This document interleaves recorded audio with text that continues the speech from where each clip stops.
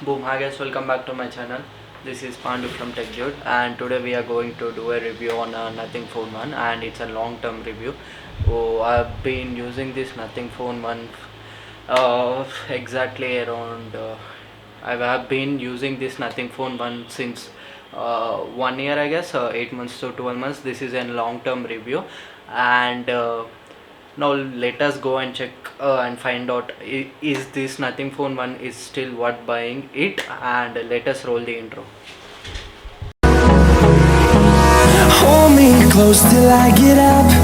Time is barely on our side. I don't wanna waste what's left. And here you can see it talking about the specs, and it comes with an Super AMOLED 6.55 inch FHD 120Hz refresh rate, and here you can see everything on the screen. It comes with Snapdragon 778 plus processor. It comes with 8GB 12GB RAM variants and 128 by 260GB variant respectively. The front camera is 16MP and the back cameras are 50 plus 50MP, and these are the common specs. And talking about the design is quite similar to the iPhone X and XR variant, and the iPhone 11 also has the same type of design. But what is the unique thing about this design is there is glyph interface, which allows us to go through the messages and stuff, and the buttons are pretty tactile, and the quality of the buttons are very good, and the feedback of the buttons are pretty good. And technically it comes with a 4500 mAh battery, I guess, or below 4500 to 5000 mAh battery. Considering that the weight distribution is pretty good, you can see the 120 fps shots coming in 1 2 3.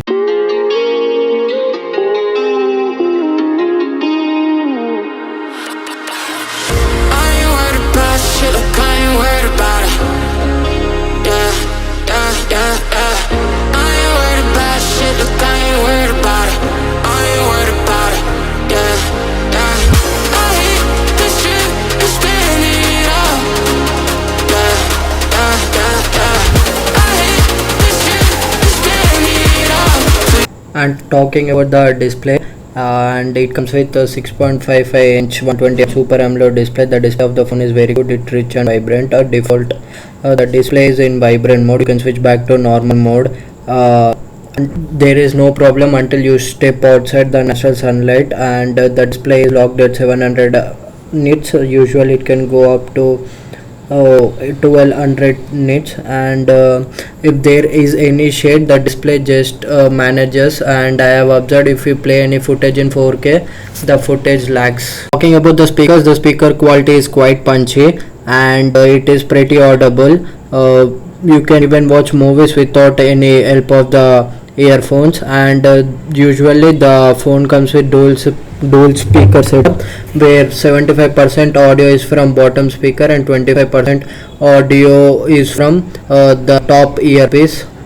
And talking about the battery, it has an 4500 milliampere battery. It gives around 7 to 8 hours of screen on time at medium to heavy usage. For a light user, it may last around 1 to 1.5 day. And talking about the charging, I use MI 33 watt adapter, and it supports MI 33 watt adapter pretty good. It usually takes to 1 hour to 1.5 hour to completely charge. Use screen on to 6 to 7 hours usually for heavy to mid user. Talking about the performance, it usually handles the BGMI at smooth and extreme settings, and about that it gives around 45 fps, and the device doesn't eat so much, and the game quality is pretty good, and you doesn't see any frame drops or lag shutters while you are playing game. And at day-to-day performance, the phone performs very smooth. It offers best mid-range performance under 30 to 35k price range, and while doing the day-to-day tasks, you will not find any issues or any lags or shutters. And talking about the camera quality is pretty good according to the price, and at night time the camera quality is pretty impressive. There is no noise in the images, and there is no diz in the images, and the natural pics and the greenery pics are pretty good. They are not oversaturated, they are close to be pretty natural, and the image processing at night and daytime are pretty good while using portraits, and there is no issues. As you can see, the edge detection is pretty good. And that's it guys for the camera quality it has. And talking about the front camera, the portrait is pretty good, and the skins are pretty clear. This is an front camera look. It shoots up to 1080p 30 fps with video stabilization, and I'm climbing the steps. The videos are pretty good, and I have cutted the audio because of the noise quality, and max it supports 1080p 30 fps on the front camera. Talking about the back camera, now it supports up to 4K 30 fps. It is locked at 4K 30 fps because of overheating issues and stuff, and now I'm shooting at 1080p 60 fps. This is how the video looks like, and the video stabilization is pretty good at 1080p 60 fps, and the colors are pretty okay.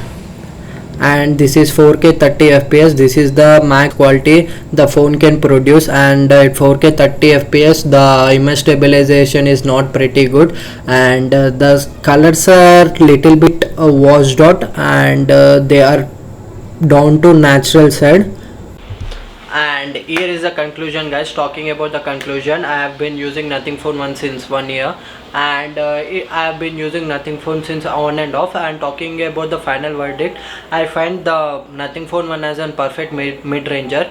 While Flipkart offers, you can find Nothing Phone 1 for from 25,000 to 28,000, applying all the offers. At this price, the Nothing Phone is the best phone in terms of performance to budget ratio, and I can tell that it offers the best budget performance compared to any other brand such as IQ, Realme, Vivo, Oppo, Xiaomi.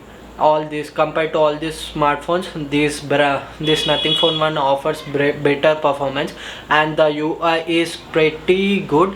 And talking about the glyph interface, and 2 to 3 days you will find this glyph interface as pretty attractive interface, and slowly you will feel it is like a normal feature, and you will stop using it because you can save the battery. And talking about the OS, the